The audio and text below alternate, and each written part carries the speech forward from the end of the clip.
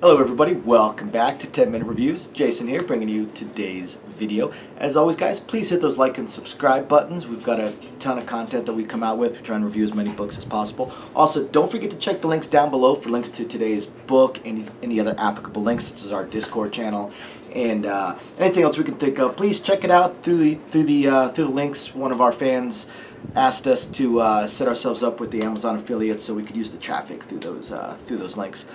Otherwise, once again, thank you everybody for joining us, and I'm going to go ahead and get right into today's video.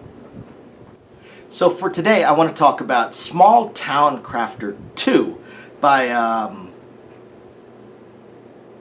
Tom Watts, I want to say it is. Yeah, I think it's Tom Watts. Small Town Crafter 2, little slice of life book. Now before I get into it real quick, thank you to my patrons. I really appreciate you guys, and please email me on that site. I want to start a little book club, a little monthly kind of reading, we all read the same book kind of thing. So email me on the site so we can get a little discussion going, so I can figure out which book that we're going to do and then get that rolling. I might do the same thing on the Discord, I'm not sure yet. So otherwise, Small Town Crafter 2 by Tom Watts. So this is a slice of life book. You guys know I really like slice of life books. I haven't managed to read too many of them lately, but this one has rapidly become one of my favorites. Actually, it's kind of the only one I'm reading currently, but that's because the other one's finished and I haven't come across another one yet. But slice of life I find interesting. You take out the big grand world-ending threats and stuff like that, and generally with the slice of life type of books, it almost feels like we've just got this almost weaker person as they're trying to grow. A lot of times we have the overpowered main characters. Slice of life books, not so much. Definitely not in this case. So we have Lewis.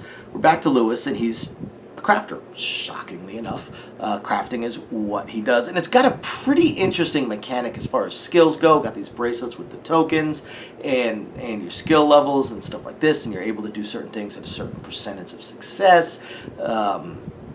And once you have certain skills, you can do some things automatically, although you might do it better if you do it manually. It's pretty cool. It's pretty interesting how he's built this little lit RPG world and the mechanics of this world. It's pretty cool. And Lewis's friends, the town crier and the merchant class friend, pretty cool as well. And they have the little dynamic going between them. That's pretty awesome. But for the most part, Lewis just wants to be a crafter. That's all he wants to do. He just wants to be a crafter. Wants to get better at his craft, and wants to make money, of course. And he teams up with his merchant friend in order to do so.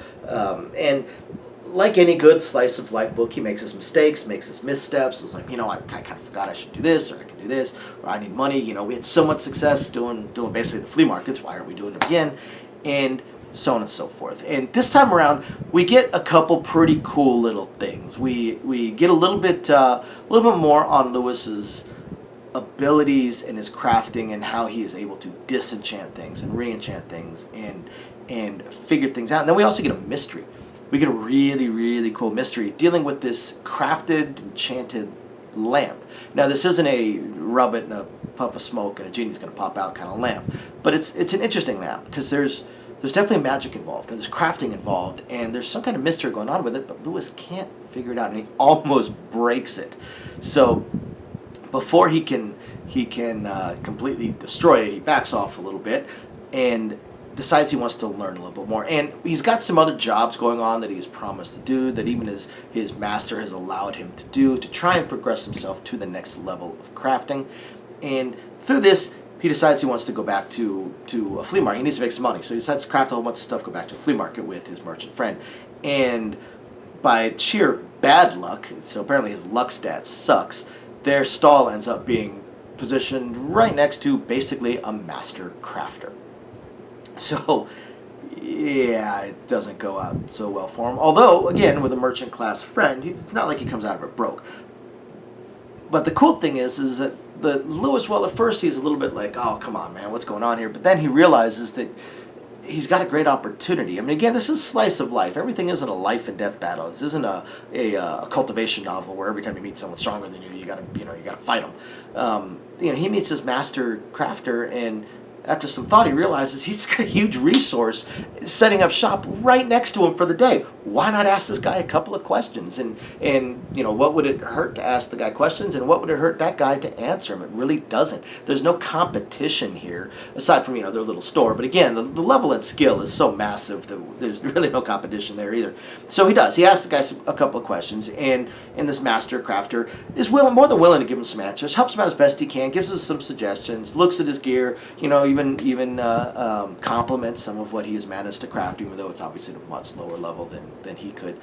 And then brings up a very interesting point that Lewis forgotten, that I forgot from the first book, even though it is mentioned a couple times. Everything has a guild. Everything has a guild, and being an actual class crafter now, Lewis is automatically a member of the guild. And being automatically a member of the guild, that means he can go to the guild house. He could get help there. And that hadn't occurred to him yet. And I'd completely forgotten about the guild because it's kind of side mention, and the guild is pretty far off. Because, again, the title of the book, Small Town Crafter, this is a pretty small little town that Lewis is in. He travels around to little small towns for his little flea market stuff, but he needs to go to a major city. He goes to the nearest guild house to do this, which he does. So he decides to go on to the nearest guild house, and he wants to learn. He wants to learn. He wants to find a master that can help him and will take him, almost not quite an apprenticeship kind of thing, but sort of.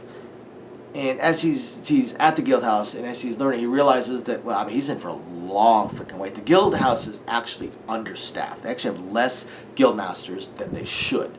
So, or less master crafters or skilled crafters than they should.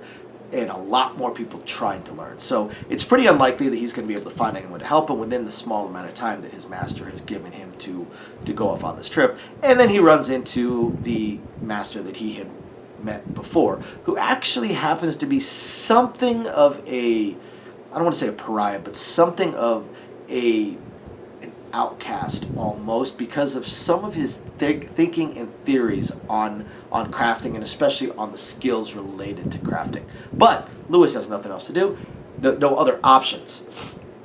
So he says, screw it, why not? Agrees to let this person help him out, and we see some really cool things, and some things that we hadn't really thought of and hadn't really noticed or acknowledged as logical extensions within this lit RPG world. And it's pretty cool, and through that we do end up also eventually kind of solving or getting some more answers on this mystery of the lamp as well. All in all, guys, this is just a fun book. I could keep on going. It's just a fun book. It's a little slice of life, really cool, really entertaining, really interesting, really mellow. And just overall, just a good book. And Tom Watts is turning into a really, really good author. So I'd really appreciate it if you guys would support him.